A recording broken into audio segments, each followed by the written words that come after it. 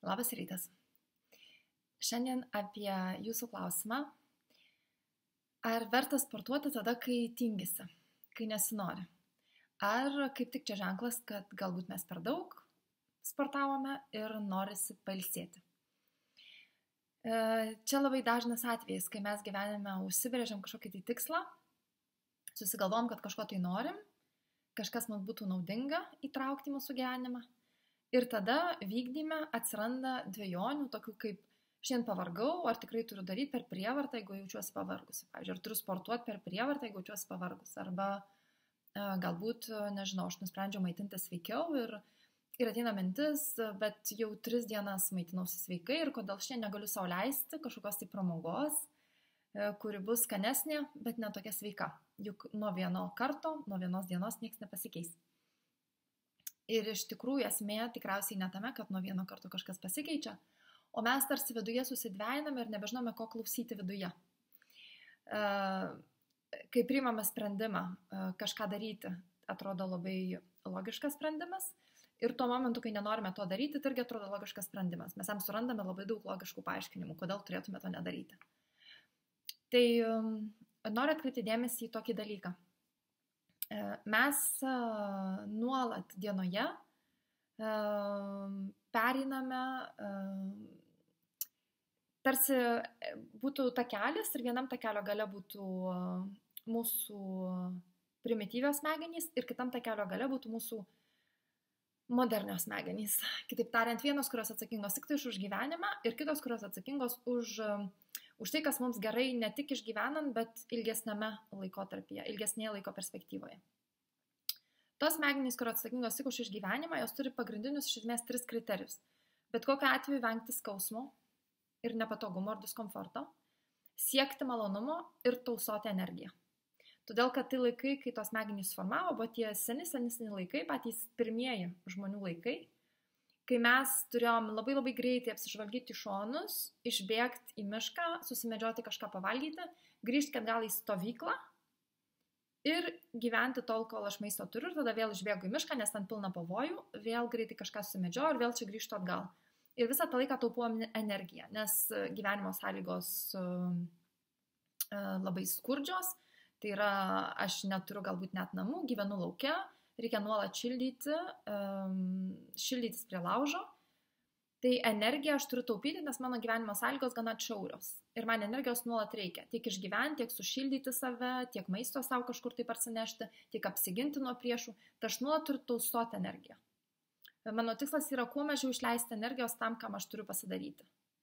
Tausoti energiją, siekti malonumo ir vengti skausmo. Visa tai, kad išgyvenčiau, nes visa kita reiškia neišgyvenimą. Bėgant laikams, mūsų sąlygos gyvenimo labai pagerėjo.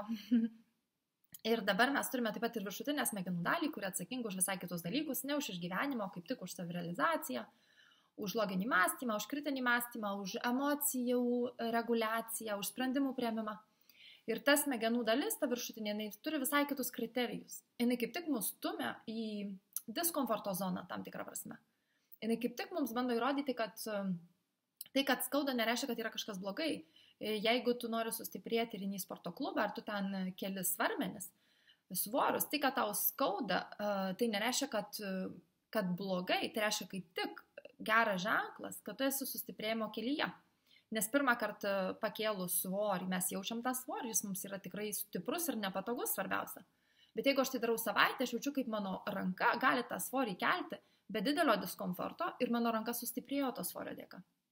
Lygiai taip pat, jeigu aš pradedu mokytis naują kalbą, iš pradžių man labai sunku. Ir jeigu aš klausyčiau tų pirmųjų, paprastųjų mano senovinių smegenų, kurios sako, baig tu mest, taigi sunku, kam tu save taip kankini? Geriau pasižiūrėk filmą kokį nors ir atsipalaiduok. Tai aš niekada neišmokčiau naujos kalbos. Aš turiu tuo momentu klausyti mano modernių smegenų, kurios man sako, diskomfortas yra proceso dalis. Ir tu turi gebėti toleruoti, kad tu ateitum prie rezultato, kuris tau yra svarbus. Ir čia visai ne tos jau sąlygos, žinai, kur tau reikia taupyti energiją savo ir šiukštu nenaudoti jokių pastangų, nes tau reikia taupyti energiją. Jau nebereikia taupyti energijos, tu gyveni labai patogiai ir komfortabiliai. Čia nereikia vengti skausmo, nes tai nebus tas skausmas, kur tave draskis laukiniai žvėrys, kol tu būsi miške. čia tau skaudės, bet truputėlį kitaip, skaudės kažkokiu tai neuroniniuose kloduose, kur sunku smegenims bus naujus žodžius mokytis ir tu bus nepatogu, kils daug frustracijos, jausi daug jausmų, tai diskomforto tokį patirsi. Ir tau nebūtina siekti iš karto apdovanojimo, tai tu iš karto neturi gauti įrodymą, kad tu moki tą kalbą po valandos mokymos. Apdovanojimas jis daug vėliau, po kažkiek tai laiko įdėtų pastangų, perės tą diskomfortą ir tu gausi apdovanojimą, tu mokėsi naują kalbą. Ir tu būsi pasiekęs savo tikslą užsibrėžtą. Tai mes nuolat esame tam takelėje tarp dviejų smegenų, kurios turi visiškai skirtingą funkcionavimo sistemą ir skirtingus tikslus. Tai kai mes užsibrėžiame kažkokį tai tikslą, tai ko mes norime siekti gyvenime? Kas mums svarbu? Mes tuo momentu dažniausiai esame atsipalaidavę, dažniausiai rašome tikslus arba kažkokias tai naujų metų rezoliucijas arba kad kas tai būtų. Tai dažniausiai yra momentai, kur mes atsipalaidavę, nejaučiam jokios įtampos ir mes galim žvelgti į ateitį ir žinoti, kad aš savo gyvenime šiais metais norėčiau daugiau fizinio aktyvumo, pavyzdžiui. Aš savo gyvenime šiais metais norėčiau daugiau žalių daržovių.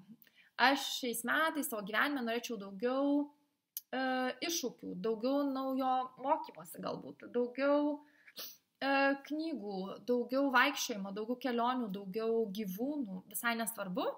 Aš žinau, žiūrėdama į ateitį, ko man trūksta ir ko man reikia, kad būtų pusiausvyra. Mes visi siekime pusiausvyros, mes visi jaučiame, ko mes turim daug ir ko galbūt yra per daug ir mes visi jaučiam, kad kažko man trūksta. Ir žvelgdama į ateitį aš gebu matyti ir tą pusiausvyrą įsivaizduoti, kokia jinai būtų. Ir aš žinau, kas man būtų gerai turėti savo gyvenime, kad ta pusiausvyra būtų. Tai šitą sprendimą aš priimu aišku su šiom savo moderniom, aukštosiom smegenims, kurios yra čia po kakta, kurios žino ir kurios turi omenyje mano ilgalaikiai perspektyvoj būseną. Kokios būsenos jos man linki ilgalaikiai perspektyvoj. Ne čia ir dabar pasitenkinimas iš karto, bet ilgalaikiai perspektyvoj, kas man būtų gerai ir ko man reikia. Tai kai aš sprendimą priimu, aš esu darnioj būsenoj, aš žinau, ko man reikia, aš priimu sprendimą. Bet kai aš susiduriu su vykdymu kiekvieną dieną, tai man koja kartais ir gali pakišti tos pirmykštės smegenys, kurios sako, ko tu čia vargsti, eik atsipalaiduok, eik pailsėk, šiaip ar taip numirsi, koks tikslas, koks skirtumas, visi mirštam, sportuok nesportavęs vis tiek numirsi, arba koks skirtumas, ką tu valgai, juk vis tiek vienaip ar kitaip baigsis visa šita istorija vienodai. Mes visi tik senstamo net atjaunėjim. Atsiprašau. Arba koks skirtumas, kad išmoksi dar vieną kalbą, ar ten kažkokią kitą, nežinau, išmoks kaip žaisti šachmatais ar panašiai. Kas nuo to iš esmės pasikeis? Niekas, tu saugok energiją, siek malonumo, venk diskomforto, kitaip tariant. Tai labai svarbu užsibrėžiant naują tikslą. Ir abu dalykai yra neišvengiami. Tai yra vis tiek mes turim tas abi smegenų dalis. Ir tą seną, ir tą naują smegenų dalį. Mes negalim nei vienos jų atsisakyti ar kažkaip nuspręsti, kad mes jos nebenorim, bet kokia atveju čia yra. Tai mes turim tai numatyti, jau brėždami naują tikslą. Kad bus atvejų, bus dienų, bus kartų, bus galbūt valandų, kai man nuolat koja kištos kitos smegenys. Tai aš turiu iš anksto nuspręsti, būdama tame momente ir vadovaudamasi tame momente savo viršutinėmis smegenimis, ką aš tokiais atvejais darysiu. Tai aš iš anksto apsprendžiu, kas bus išimtis, pavyzdžiui. Todėl, kad gali būti tikrai, kad jeigu aš nusprendžiu būti daugiau fiziškai aktyvesnė, bet bus dienų, kai aš sirgsiu, pavyzdžiui, ir tada man bus visai nepalanku tą dieną būti labiau fiziškai aktyvesnė, nes man kaip tik reikės taupyti tą dieną energiją, kad aš galėčiau skirti pasveikimui. Bus dienų, kai aš paprasčiausiai žmoniškai nenorėsiu, būsiu pavargusi, tingėsiu. Bet aš tai turiu apspręsti iš anksto. Tai yra, susidarydama savo planą, ką aš darysiu, aš turiu apspręsti iš anksto. Tai kaip aš atpažinsiu, kad čia išimtis ir kaip aš ją taikysiu. Pavyzdžiui, jeigu aš kalbu apie fizinį aktyvumą, kad aš nusprendžiau kiekvieną dieną daryti mankštą, pavyzdžiui. Aš save pažinodama, kai žmogų, žinau, pavyzdžiui, galbūt tomis dienomis, kai turiu labai didelį darbo krūvį, nes kažkokia savaitė darbė yra didelė atsiskaitymai, pavyzdžiui, mano darbe, ne? Čia jūs apie save taip galvojate. Tai tą savaitę, ar aš noriu daryti išimtį ar ne? Ar aš pasigalvojusi, ar žinau, kad aš tikrai būnu pavargus ir tikrai man sportas ir fizinis aktyvumas tik pakenktų tomis dienomis, nes man reikėtų energijos kitur. Ar aš iš anksto galvodama apie tai žinau, kad tikriausiai aš taip galvosiu tuo momentu. Nes aš paprasčiausiai bus sunku ir aš norėsiu, kai sunku, tai mes žinom, ko norim. Mes norim antklodės, arbatos, filmo ir viskas. Bet aš žinau, kad net virkščiai tomis dienomis aš būnu taip išsisunkusi galvoje, nes aš tiek daug nuolat visko galvoju, kad fizinis aktyvumas, išėjimas į lauką, pasivaikščiojimas, nežinau, ten mankšta, dar kažkas, joga man kaip tik padėtų. Ir tomis dienomis aš ypatingai turiu neklausyti to balso, kuris man sako, nu gal šią savaitę patingėk, pamylėk save, čia viskas gerai. Bet tik tai aš žinau tą atsakymą. Bet labai svarbu jį apspręsti iš anksto.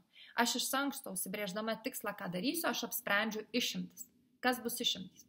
O galbūt atvirkščiai aš iš anksto žinau, kad kiekvieną mėnesį per menstruacijų ciklą man būna labai fiziškai sunku. Ir tomis dienomis aš nesu pajėgi būti fiziškai aktyvi ir tai tikrai man į naudą. Ir tada aš iš anksto užsibrėždama tikslą, kad aš kiekvieną dieną darysiu mankštą, ar kiekvieną dieną eisiu pasivaikščioti, ar kiekvieną dieną kažką aktyviai fiziškai darysiu, aš nusprendžiu, kad išimtys bus tos dienos. Ir aš iš anksto žinau, kad tai bus išimtis. Ne tuo momentu aš pakliūsiu į man žemutinių smegenų paspęstus spąstus, o aš iš anksto nusprendžiu, kad tai bus išimtis ir viskas yra ok.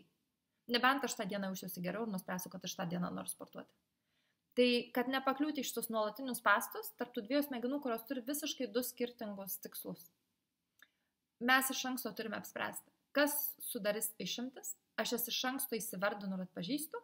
Ir tada tą dieną, kai aš girdžiu tą balselį, kuris man sako, pailsėk, nelint savęs, kągi tu darai, ir taip tu čia daug pridarėjai, nu kam tau čia tas reikia, kam tau čia iš vis to reikia, taigi, o jėtus mes gyvat, žiūrėk, vis tiek viskas baigėsi vienodai. Aš iškart pasikrinu savim. Ar tai yra išimtis, kurią aš pasirašiau prie savo tikslo, mes galim raštu tai užsirašyti. Ar tai yra išimtis, kurią aš užsirašiau prie savo tikslo, ir ar tai yra išimtis, kurią aš nusprendžiau duoti balsą. Ir jeigu taip, tada aš tam duodu balsą ir sakau, ok, iš tikrųjų, aš tai apie tai ir buvau pagalvojus, kad va, tokiom dienom man reikės išimčių. Bet jeigu aš pastikrinu ir tą sąrašą, matau, kad ten nėra to dalyko ir kad čia yra tik tai bandymas nedaryti to, kas kelia diskomfortą, kas galimai kelia skausmą, kas galimai sumažina malonumo mano gyvenime ir kas galimai iš manęs paima energijos, o neduoda. Tai aš suprantu, kad, ok, tai čia aš vėl kalbuosiu su tom pirmykštėm smegenim ir jos vėl bando mane apsaugoti ir ačiū jums už tai, nes yra daug situacijų, kuriuose jų patarimai labai praverstų. Jeigu mes būtume iš gyvenimo sąlygom, bet kaip žiūrim filmus kartais, net sudūžta lėktuvai, lieki vidury kalnų, šalta, turi kažkaip išgyventi, aišku, tu turi vadovautis tik tai toms smegenimis. Tu turi tik tai taupyti energiją, tik tai vengti skausmo ir siekti malonumo ir komforto įvairiom prasmėm, tol, kol tave iš to išgyvenimo stadijos kažkas išgelbės arba tu pats kažkaip save išsigelbėsi.